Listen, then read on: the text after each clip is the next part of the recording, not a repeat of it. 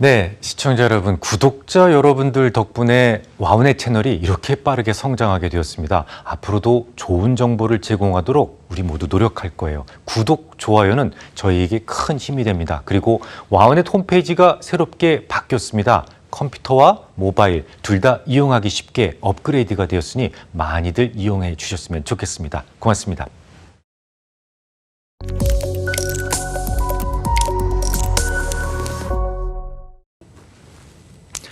네, 다시 기본적 분석으로 와보겠습니다. 이 채권을 어떻게 발행하는가에 따라서 여러 가지로 회계적 영향을 준다라는 말씀을 드렸었죠. 채권 발행자는 늘 회사에게 가장 유리한 방법으로 얼마든지 채권을 발행할 수 있어요. 그래서 회사를 분석할 때 이 채권을 분석하지 않으면 소용이 없습니다. 채권 발행 형태를 언제나 관찰하셔야 돼요. 이 채권의 발행 형태에 따라서 완전히 이 회사를 잘못 해석하는 경우가 아주 빈번하게 발생하기 때문이죠. 그래서 오늘부터는 여러 가지 형태의 채권들을 좀 둘러보려고 합니다. 첫 번째가 외화 표시 채권인데요. 이런 채권은 어떤 필요성에 의해서 주로 발행이 될까요?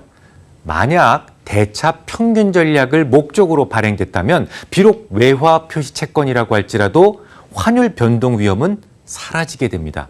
자, 우선 대차 평균 전략을 먼저 예를 들어 설명드리죠. 일정한 기간 뒤에 달러로 돈을 지불받기로 했다면, 그런 조선주가 있다면 이 회사는 심각한 환율 변동 위험에 놓여 있을 수가 있겠죠. 이것저것 재료 사다가 배 만들고 그 배를 완성해서 납품하는 과정에서 심각한 미스매치가 발생하기 때문입니다. 일반적인 제조업자들도 환 리스크에 노출되는 것을 별로 좋아하지 않겠지만 그래도 납품과 딜리버리의 차이가 크지 않기 때문에 그렇게 큰 신경을 쓰지 않는 편인데 이 조선주만큼은요. 배를 만드는데 엄청난 시간이 소요되죠. 더더욱 일정 기간 이후에 환율 흐름이 중요할 수밖에 없어요. 배를 만드는 자금도 제법 많이 들어가게 되는데 이 많은 자금, 수천억이 들어가죠. 수천억을 모두 현금만으로 조달할 수 없기 때문에 채권을 발행해서 조달하려 하는 경우가 많습니다. 그러면 이런 조선주들은 어떤 채권이 가장 유리하겠습니까? 자, 2년 뒤에 잔금을 모두 받기로 했어요. 이런 조선주가 돈이 필요해서 원화 표시 채권 말고 달러 표시 채권을 2년 후에 만기로 딱 맞춰서 발행했다고 가정해 보겠습니다. 받을 돈에 대해서 줄 돈을 맞추는 거죠. 그럼 2년 뒤에 발주처로부터 들어오는 달러의 가치가 변하더라도 전혀 문제가 없죠. 이유는 받을 돈과 줄 돈의 가치가 동일한 만기의 채권 발행을 통해서 정확하게 일치시킬 수가 있기 때문이죠. 이런 전략을 전문가들은 ALM이라고 합니다. 우리말로는 대차 평균 균형 전략이다라고 하죠. 일종의 내부적 해칭 전략이라고 하는데요. 물론 외부적 해칭 전략도 있어요. 이를테면 외화 선물이라든지 외화 옵션 등을 이용해서 해칭을 시도할 수도 있는데 당연히 그와 수반돼서 비용이 많이 들게 됩니다. 반면에 이 ALM을 통해서 해칭을 하게 된다면 비용이 거의 들지 않는다는 장점이 있어요. 그저 어차피 발행해야만 하는 채권을 발행하는 데 소요되는 수수료 정도가 고작이죠.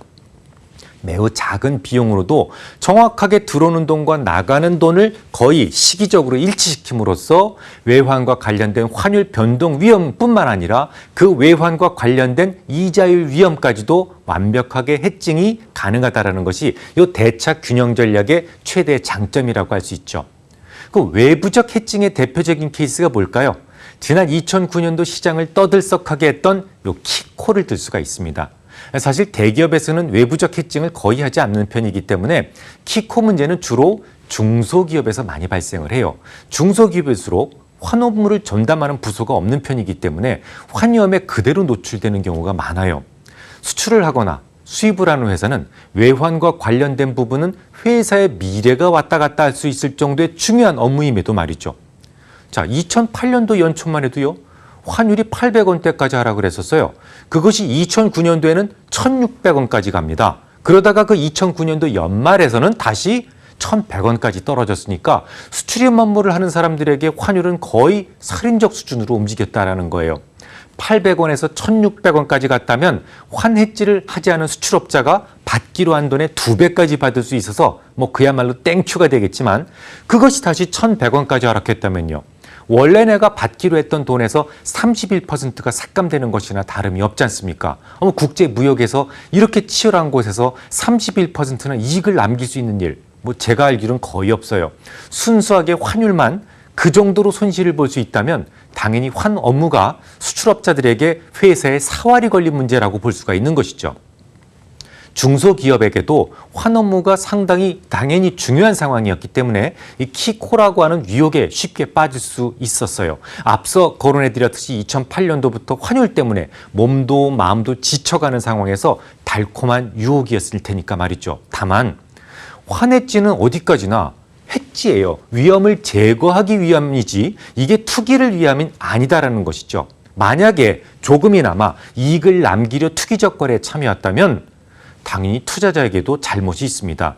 하지만 당시 위험성을 제대로 고지하지 못한 측에서도 분명히 그 책임이 있다라고 볼 수가 있겠죠. 다음 시간에 계속 이어서 말씀드리도록 하겠습니다.